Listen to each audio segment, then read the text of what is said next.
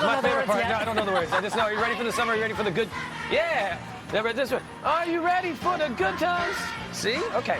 Are you ready for BT Summer Camp 2020? Because we are. We want to help you survive a COVID-19 summer with the kids. I know it's kind of winding down now. So throughout the summer, we've been bringing you all kinds of great ideas. Keep everybody entertained. Arts and crafts, science experiments, sports, cooking, and more. So we've got another BT Summer Camp counselor. Yes, and I didn't realize you guys had already talked Yeah, before. we spoke earlier Ryan Marciniak joins us with Astronomy in Action. Good morning to you, Ryan.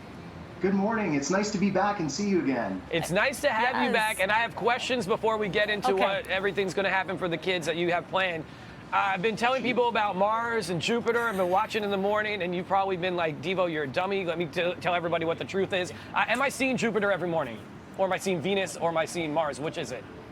Early in the morning, if you're looking toward the, before sunrise, you're East. seeing Mars, actually. But all night, if you look to the south, you can see Jupiter and Saturn just to the left of it. Actually very close to the moon right now. But the secret is, planets don't twinkle. So those are the ones you want to look for. Okay. So have you been looking in the right direction? I've been looking at Jupiter and Saturn then. I thought it was Mars, but that's what I'm looking at, right?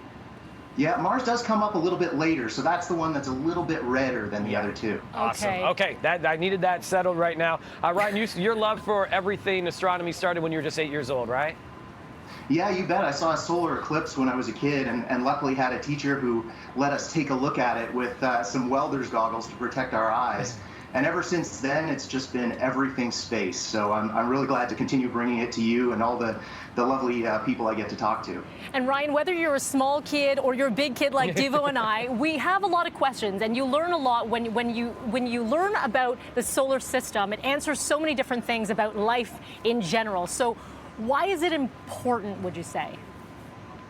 The universe is so much larger and immense and beautiful than we know, and it gives us a little bit of perspective of how important the Earth is to understand how big the universe is. It does make you feel small sometimes, but it also means that our fate is up to us. We can take care of this planet that we have before we go out searching among the rest of the planets and the stars and the universe. Yeah, as we go into the universe and start searching, let's go to the moon and talk about its craters.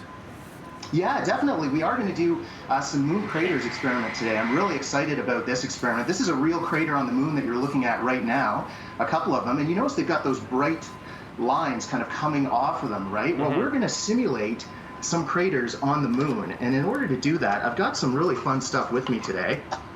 I've got some flour here. This is my second camera, so I'm still here. Don't worry. Very cool. Yeah, good. Yeah. This is cool. So I've got a big baking dish. It can be as deep or as shallow as you want, but you want to fill it about 2/3 full of just some standard flour.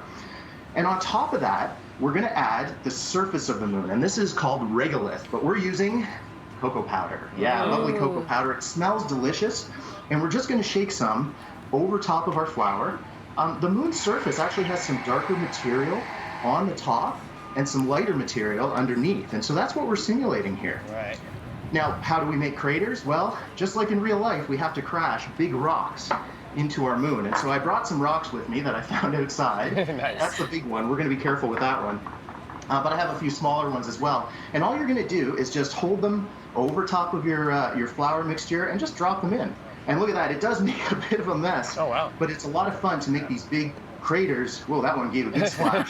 Whoops. And then you just very carefully, you can either leave the rock in there or pull it out, but when you take a closer look at it, you can actually see that we're making a crater that looks a lot like the crater on the moon with those bright streaks of material under the surface spraying out in all directions. Wow. Now, of course, in real life, craters are made by bigger rocks hitting the moon really, really hard. And so it's so we're doing our best to simulate it. But the cool thing is, if you want to reset this, here's what you do. You just give it a shake. Just give it a little shake. All the craters disappear. You can put on a new layer of cocoa powder, that delicious smelling stuff. There we go. Make sure it's nice and loose.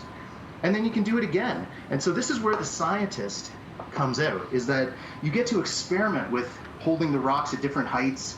You can toss them down a little bit and see what kind of craters you can make and how they change based on how big your rock is or how hard you're throwing it. So do be careful, but it smells delicious, and maybe you can bake a cake when you're done. I was going to say dual purpose, right? You do a bit of a physics, astronomy lesson, Awesome. and then all of a sudden, hey, let's make some muffins, right?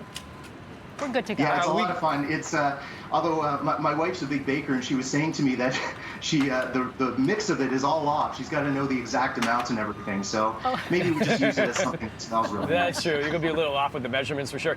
We got to go, Ryan. But one quick little known fact about the moon. Please fire one off for us. Oh, geez. Most of the moon's craters formed over 3 billion years ago when lots of leftover rocks in the solar system smashed into it. It still forms craters today, but not as big as the ones that we originally see. That's a crater on the Earth, too, by the way, which is different because the Earth, well, the Earth has tectonic plates and volcanoes and rain. It's hard to keep craters the same for a long time, unlike the moon. See, the more you know. Ryan you Marciniak, go. Astronomy in Action. As always, thank you for your time. We're going to keep learning and then maybe do a little bit of baking after. Thank you. Always a pleasure. Take care. Thanks, Ryan. And of course, you can get all Ryan's ideas for BT Summer Camp for things to do with the kids all week long at breakfasttelevision.ca. We'll be back with more BT. Happy Monday, y'all.